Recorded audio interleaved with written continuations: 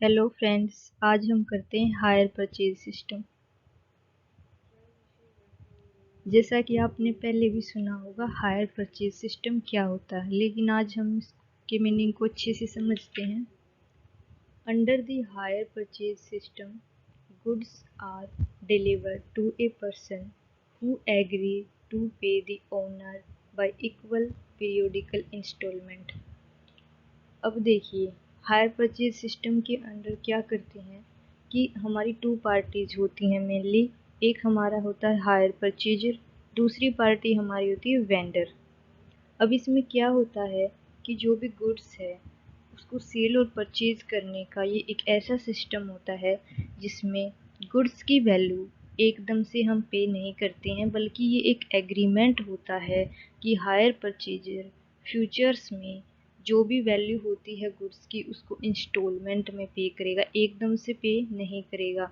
यहाँ पर सच instalment are to be, जो भी इंस्टॉलमेंट पे की जाती हैं वो ट्रीट की जाती हैं एज ए हायर, कि वो इसका किराया मानी जाती हैं।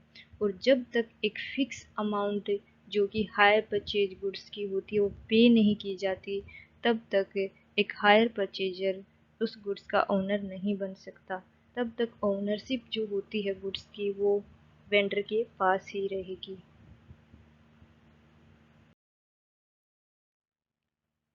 यहाँ पर हम इसकी कैरेक्टरिस्टिक्स को समझते हैं जिससे हमें इसका मीनिंग भी क्लियर होगा। सबसे पहले हमारा आता है राइट टू यूज गुड्स। जो भी गुड्स हायर परचेज सिस्टम के अंतर्गत डिलीवर की जाती हैं उनको हायर परचेजर केवल यूज कर सकता है, ओनरशिप उसकी ट्रांसफ़र नहीं होगी। सेकंड हमारा आता है पेमेंट इन इंस्टॉलमेंट। जो भी पेमेंट की जाएगी वो इंस्टॉलमेंट में पे की जाएगी। वो इक्वल भी हो सकती हैं और अनइक्वल भी हो सकती हैं। वो इक्वल इक्वल टाइम के बीच में भी पे की हो सकती हैं और अनइक्वल टाइम के बीच में भी। उसके लिए हम अलग अलग मेथड्स को यूज़ करते हैं। ओनरशिप ऑफ गुड्स, जो भी हमारी गुड्स डिलीवर की गई है हायर परचेज सिस्टम के अंतर्गत, उसका जो ओनरशिप है वो रहेगा वेंडर के पास। हायर परचेजर्स को इसकी ओनरशिप तब तक नहीं मिलेगी जब तक सारी की सारी इंस्टॉलमेंट पे नहीं की जाती। नेक्स्ट हमारा आता है right of hire purchaser can purchase goods under rebate. क्या हायर परचेजर है वो रिबेट के अंडर हायर परचेज गुड्स को परचेज कर सकता है? बिल्कुल कर सकता है। उसके लिए एक फॉर्मूला यूज़ होता है जिसमें हम लिखते हैं 2 डिवाइड बाई 3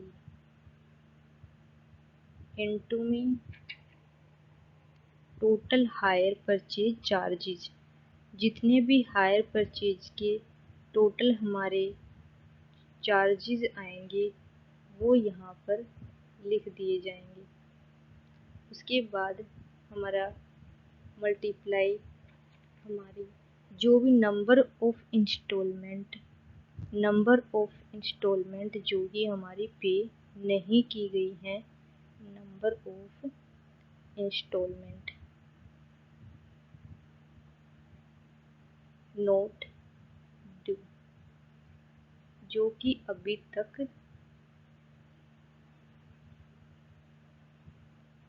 पे नहीं की गई है। Number of instalment not yet due, जो अभी तक ड्यू नहीं हुई है। उसके बाद डिवाइड करेंगे इसको टोटल नंबर ऑफ इंस्टॉलमेंट से।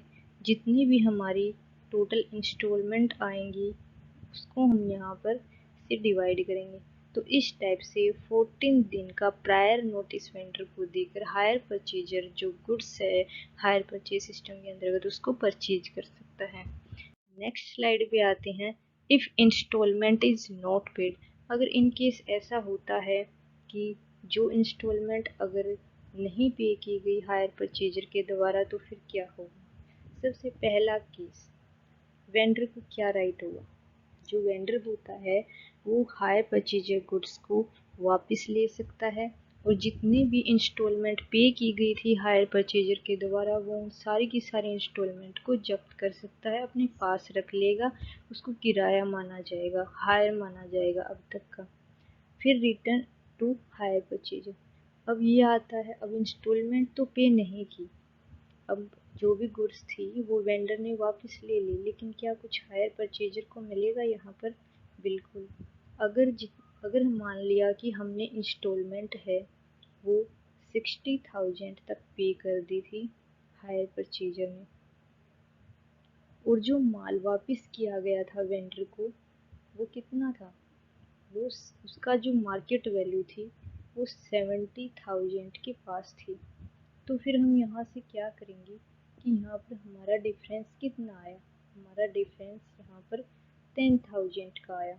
तो इस 10,000 को हम क्या मानेंगे, ये जो एक्सेस वैल्यू है वो हायर परचेजर को वापस कर दी जाएगी। नेक्स्ट हमारा आता है right to sell hire purchase goods. क्या हायर परचेजर है वो हायर परचेज सिस्टम के अंतर्गत डिलीवर की गई गुड्स को सेल कर सकता है? बिल्कुल नहीं कर सकता। ना ही वो गिरवी रख सकता है। जो हायर परचेजर होता है वो एज ए बैली होता है, निक्षेप ग्रहीता जो हम बोलते हैं उसकी तरह ये काम करता है। वो केवल इसको यूज कर सकता है, लेकिन इसके ऊपर कोई भी अधिकार उसको सेल करने का नहीं है। वो केवल और केवल इसको यूज करेगा, ना ही सेल करेगा, ना ही कहीं पे गिरवी रखेगा। Thank you. आपको वीडियो कैसी लगी? अगर अच्छी लगी हो तो लाइक करना, सब्सक्राइब करना